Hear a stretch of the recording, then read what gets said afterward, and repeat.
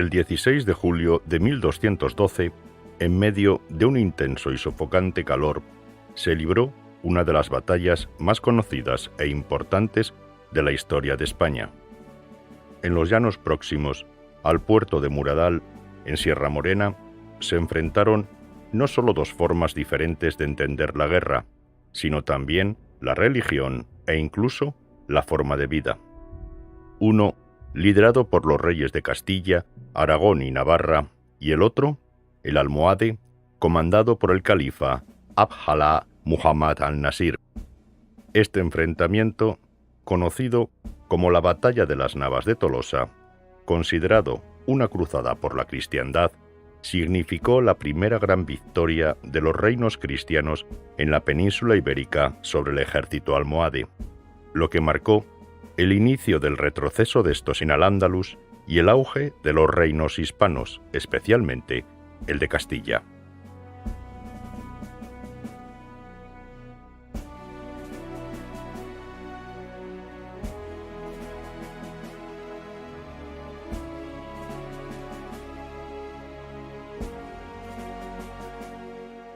Durante el siglo XII, los reinos cristianos de la península ibérica estuvieron envueltos en constantes enfrentamientos entre ellos, mientras que a su vez debían hacer frente a la amenaza de los almohades, unos bereberes conocidos por su estricta defensa de la moral y de la pureza islámica que se habían hecho a mediados del siglo XII con el control de Al-Ándalus.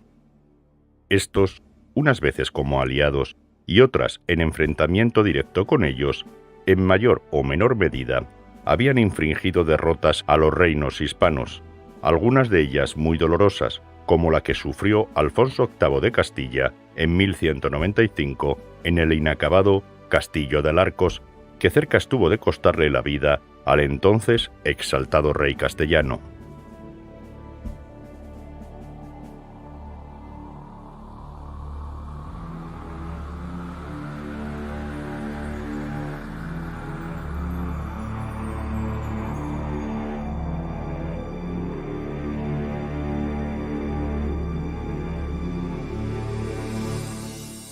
En pocos meses los almohades se hicieron con todas las tierras controladas por la Orden de Calatrava y casi todas las fortalezas castellanas entre la cuenca del Guadiana y del Tajo, provocando que las tropas del califa almohade, Abu Yusuf Yaqub, se plantaran en las proximidades de Toledo.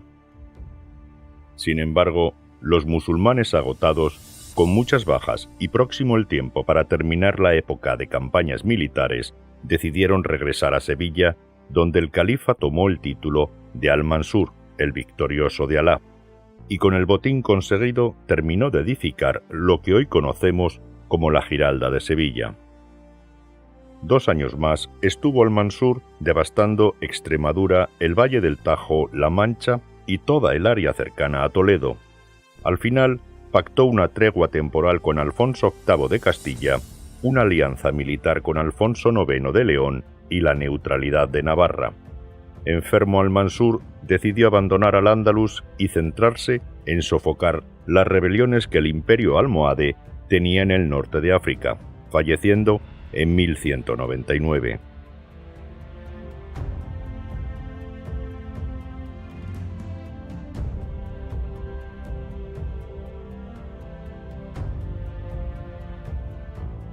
Después de la derrota de Alarcos, Castilla quedó muy debilitada, teniendo que hacer frente a los problemas territoriales aún pendientes con los reinos de León y Navarra.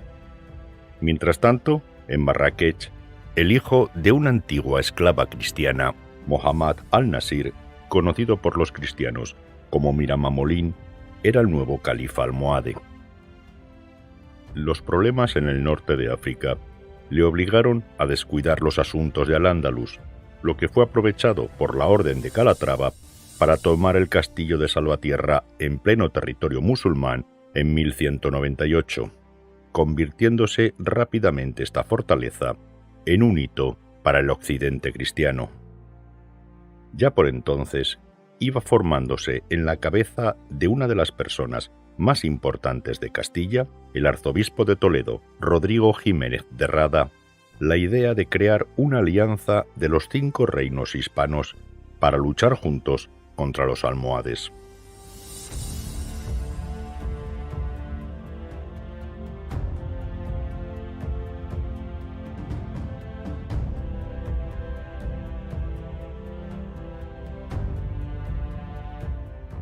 Entre 1207 y 1209, Alfonso VIII de Castilla llegó a acuerdos de tregua con sus primos Sancho VII de Navarra, Alfonso IX de León y Sancho I de Portugal. Con su otro primo, Pedro II de Aragón, le unía una sólida amistad. Aseguradas las fronteras, el rey castellano se lanzó a atacar las tierras musulmanas de Jaén, Baeza y la cuenca del Segura, mientras que el rey aragonés se apoderaba de varias poblaciones al sur del Ebro. Mientras tanto, el califa almohade dispuso que todas las mezquitas de su imperio hicieran un llamamiento a la yihad o guerra santa. An-Nasir, de 30 años de edad, cruzó el estrecho de Gibraltar al mando de un poderoso ejército compuesto por bereberes, árabes y arqueros turcos, al que se unieron tropas andalusíes, para, según el califa, conquistar Toledo y seguir avanzando hasta que sus caballos pudieran abrevar en las fuentes de Roma.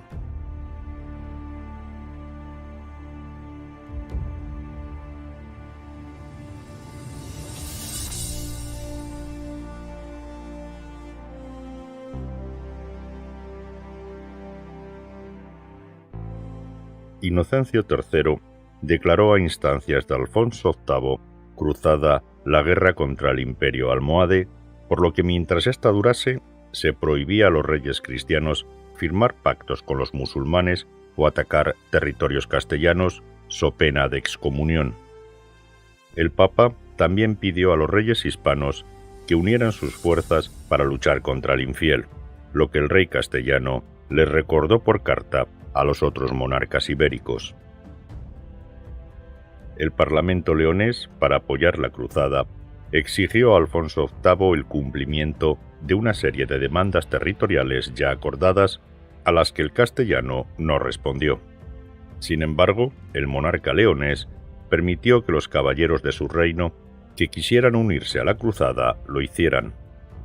El rey navarro, por su parte, muy enojado por los territorios que le había arrebatado el rey castellano mientras aquél visitaba al califa almohade, decidió no participar en la cruzada. Portugal, inmerso en sus propias luchas fronterizas, permitió que los caballeros que lo desearan se unieran a la cruzada.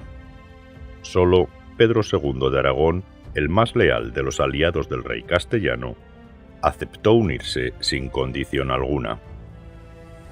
El arzobispo de Toledo y otros embajadores castellanos se dedicaron durante cerca de un año a reclutar cruzados y recaudar fondos en Francia, Italia y Alemania, labor en la que la reina consorte, Leonor Plantagenet, jugó un papel muy importante.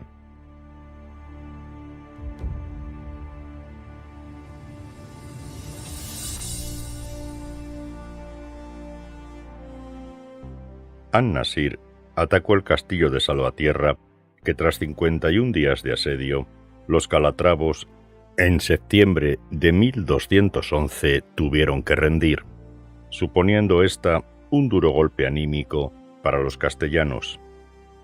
En Toledo, mientras tanto, se había ido concentrando el ejército cruzado o del señor, como lo calificó Jiménez de Rada, arzobispo de Toledo, con un solo objetivo: derrotar al ejército almohade en una única batalla campal, con riesgo de que si ésta salía desfavorable, corría el riesgo de desaparecer hasta el propio reino de Castilla.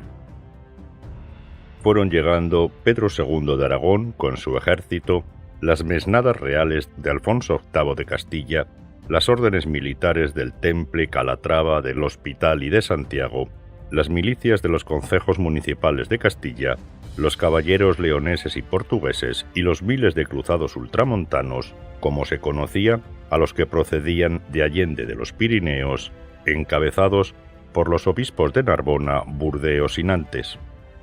Cruzados que, a pesar de las precauciones tomadas por los castellanos cuando estos llegaron a la antigua capital de la Hispania visigoda, asaltaron la judería y saquearon las viviendas de los hebreos.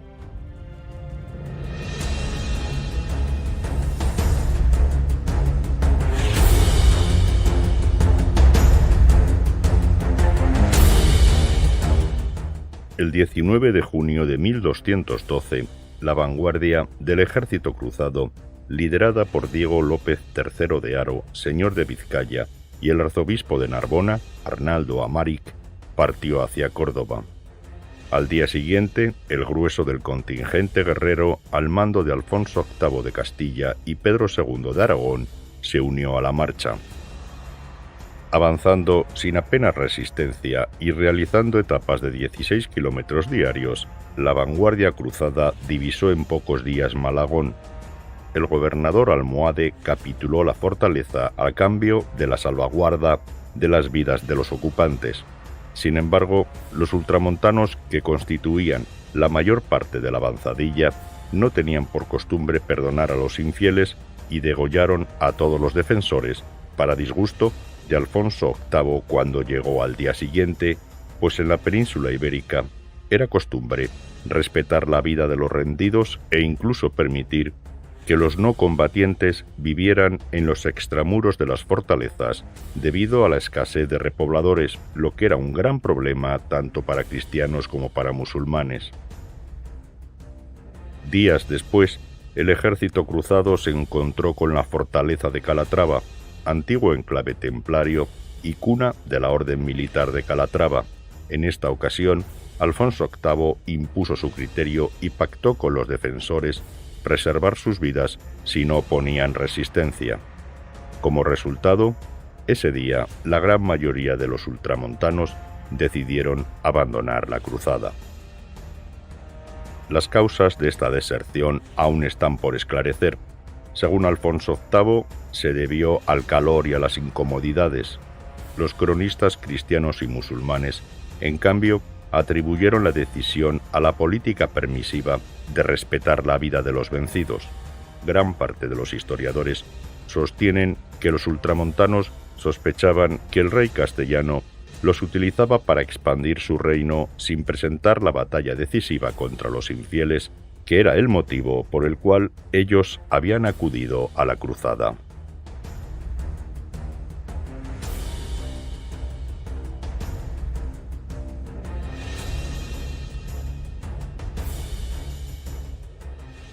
En menos de 20 días, las fortalezas de Malagón, Calatrava, Piedrabuena y Benavente cayeron una tras otra. En Alarcos se les unió Sancho VII de Navarra, quien, presionado por los arzobispos de Narbona y Toledo, decidió unirse al ejército cruzado junto con aproximadamente 200 caballeros.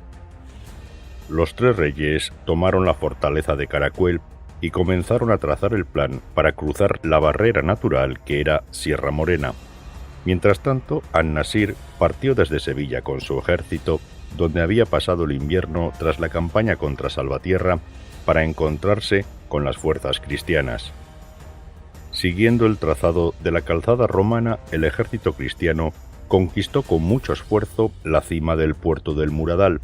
Los almohades, lejos de buscar una confrontación directa, se habían dedicado a dificultar el avance de los cruzados, esperando que la escasez de víveres y el agotamiento los llevara a desistir en su avance por territorio almohade. Para, aprovechando esta retirada, a menudo estas, desorganizadas y con la tropa muy desmoralizada, infligirles una severa derrota. Decidieron los almohades replegarse de forma ordenada al sur, dejando fuertemente guarnecidas las fortalezas que custodiaban el angosto paso de la losa que permitía el acceso al sur. Si los cristianos deseaban continuar su avance, debían encontrar otro paso que estuviera fuera del alcance de los musulmanes, evitando así una auténtica carnicería humana o bien desistir en la cruzada.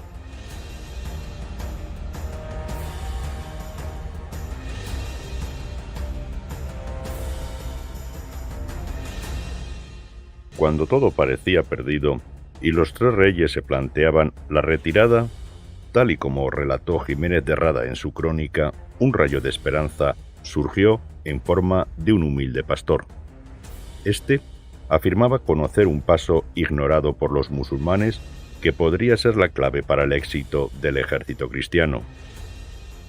Después de que los castellanos verificaran la autenticidad de esta ruta alternativa y constataran que no estaba vigilado, el ejército cristiano se puso en marcha a través del llamado Paso del Rey. Finalmente, el día 13 cruzaron Sierra Morena, alcanzando la meseta de las Navas, desde donde divisaron al imponente ejército de An-Nasir al otro lado del llano. El califa almohade quedó hondamente preocupado al ver el ejército cristiano frente al suyo. Su estrategia para bloquear el paso de Sierra Morena había fracasado, y el terreno donde se desencadenaría la batalla no era el ideal para la táctica del tornafulle, el cual consistía en atacar con arqueros a caballo y luego simular una retirada, desorganizando al enemigo y sorprendiéndolo con un contundente contraataque envolvente, estrategia que tan buenos resultados le había dado a su padre en la batalla de Alarcos.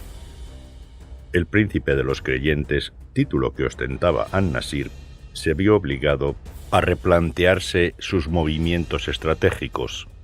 Durante 2 días no cesó de provocar a los cristianos mediante escaramuzas. Sin embargo, Alfonso VIII, habiendo aprendido de los errores cometidos en Alarcos, evitó entrar en combate directo y esperó pacientemente el momento propicio para dar la batalla definitiva.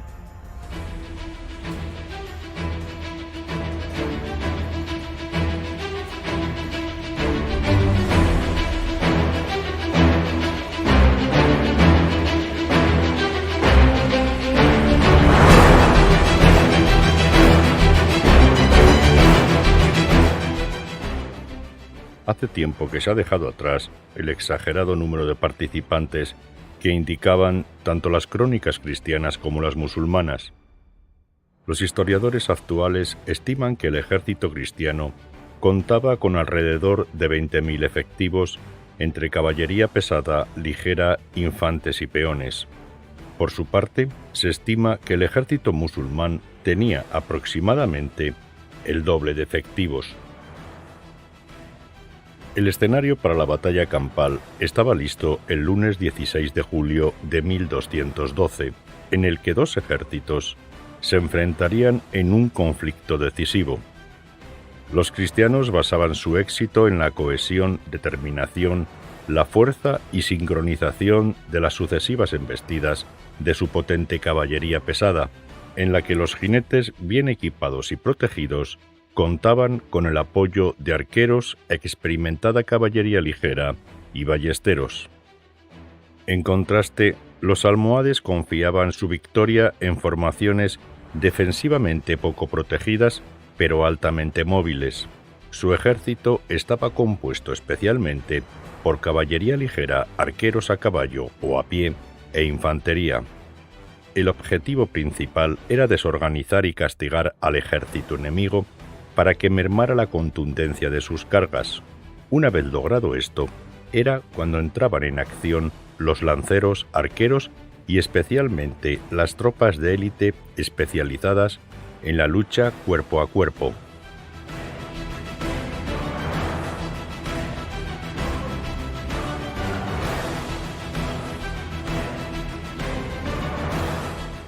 En el llano conocido como las Navas de Tolosa o Llanos de la Losa, cerca de la localidad de Santa Elena, se desplegó el ejército cruzado en 3 grandes cuerpos. En el centro se situaron las tropas dirigidas por Alfonso VIII y el arzobispo Rodrigo Jiménez de Rada. En el flanco izquierdo se agruparon las tropas aragonesas de Pedro II, acompañadas por los obispos de Barcelona y Tarazona.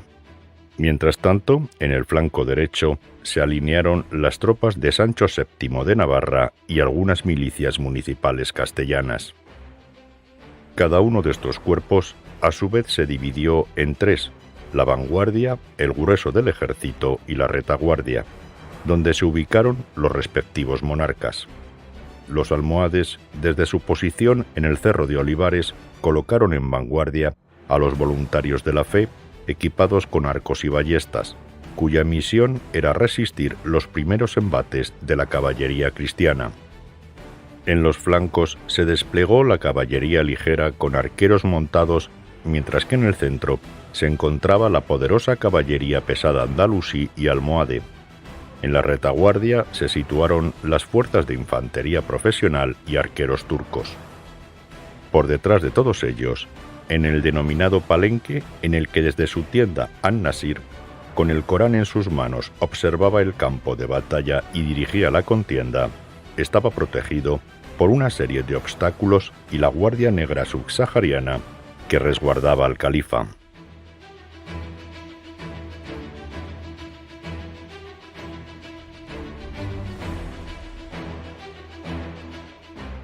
Diego López de Haro era quien comandaba la vanguardia cristiana. Cuenta la leyenda que su hijo, que le acompañaba en la carga, le dijo: «Padre, que lo hagáis de modo que no me llamen hijo de traidor». A lo que el señor de Vizcaya respondió con determinación: «Os llamarán hijo de pu, pero no de traidor». El vizcaíno pronunció estas palabras tras haber sido abandonado recientemente por su esposa. Las hostilidades comenzaron con una impetuosa arremetida ascendiendo la pendiente, protagonizada por las huestes del señor de Vizcaya, los 150 caballeros ultramontanos que aún quedaban, portugueses y leoneses, que barrieron a los voluntarios de la fe, un grupo muy motivado por la yihad, pero escasamente preparado para el combate. La caballería ligera almohade intentó un movimiento de distracción, pero López de Haro no cayó en la trampa de Alarcos. Sin embargo, su carga fue detenida por el cuerpo central del ejército almohade. A mediodía, la batalla se encontraba en un punto muerto, incluso favorable a los almohades. En ese momento entró en acción el grueso de la caballería cruzada, comandada por Gonzalo Núñez de Lara, formada especialmente por las órdenes militares. Su intervención niveló nuevamente el campo de batalla. Ya entrada la tarde, Alfonso VIII de Castilla, Pedro II de Aragón y Sancho VII de Navarra realizaron la conocida como la carga de los Tres Reyes, que acabó con la resistencia del cuerpo central del ejército musulmán y la huida del califa.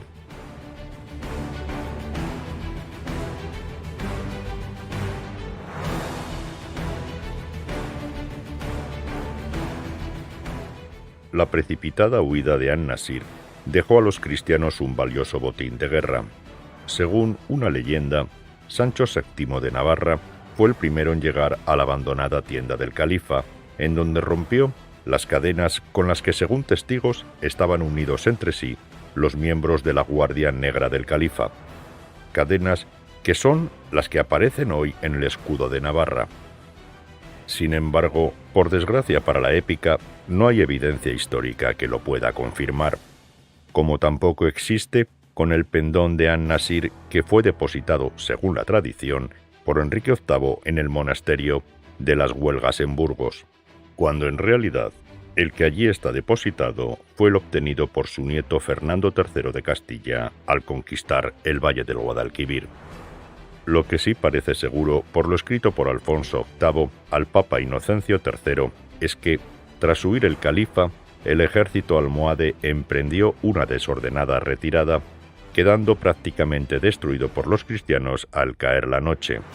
«Matamos más durante la persecución que durante la batalla», le escribía el rey castellano al pontífice de Roma. Días más tarde, los Tres Reyes tomaron Baños de la Encina, Vilches, Baena y Úbeda. El cansancio y en especial la peste hicieron que los cruzados abandonasen Sierra Morena sin poder asentar más posiciones en Al-Ándalus.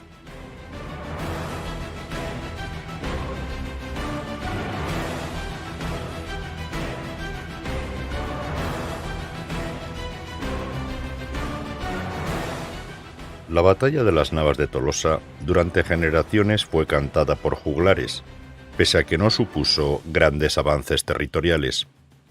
Sin embargo, era la primera gran derrota que sufrieron los almohades y supuso, por primera vez en 5 siglos, que Castilla tuviera abierta la puerta para conquistar el Valle del Guadalquivir. Por su parte, los almohades Con igual rapidez que hicieron crecer su imperio, en buena medida, en base al terror, después de la derrota, se derrumbó su imperio de forma precipitada. Del prestigio internacional que supuso para los tres reyes el triunfo en las Navas, solamente el rey navarro lo pudo disfrutar por un tiempo. Pedro II falleció un año después, defendiendo a sus vasallos los cátaros en tierras de Occitania, y Alfonso VIII duró con vida solamente 2 años más. An-Nasir, por su parte, tras la derrota de las Navas, se refugió en el norte de África, siendo asesinado al año siguiente en Marrakech. Pero todo esto que te acabamos de relatar son otras historias, que te las tendremos que contar en otras crónicas.